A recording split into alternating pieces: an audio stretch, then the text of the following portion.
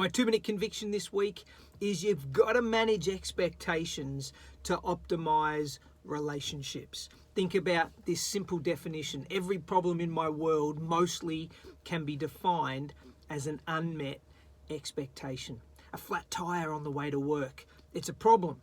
It's a problem because you expected to get up and have air in your tires, the car would work, you'd get to your meeting on time, but when you can't or don't, it's a problem and it's an unmet expectation. Right through to the real serious end of problems like relationship breakdowns or businesses that go bankrupt, divorce, it's often a series of unmet expectations stacked together that cause all of those problems to coalesce or converge. And so here's what I try and do to manage expectations in relationships. Number one, I try and undersell the outcome. That is, as they say, you under promise and you over deliver.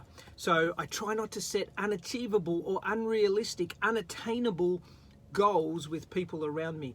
I try and manage expectations by underselling the outcome so that if I can overperform, clearly people are only pleased by exceeding what they expected. The second thing is I give bad news quickly. I don't hold on to the bad stuff. If something's not going well, if we're over budget, over time, the quality's fallen out of the project, there's something that has derailed, I want to be quick to give bad news. Don't wait and hold on to that stuff.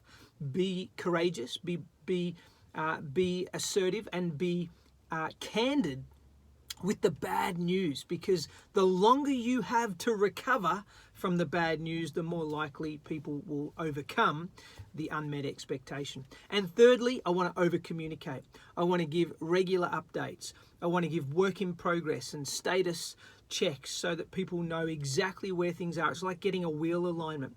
And people on teams and in families do better when they've got more information to help inform their expectations. Guys, there's my 2-minute conviction.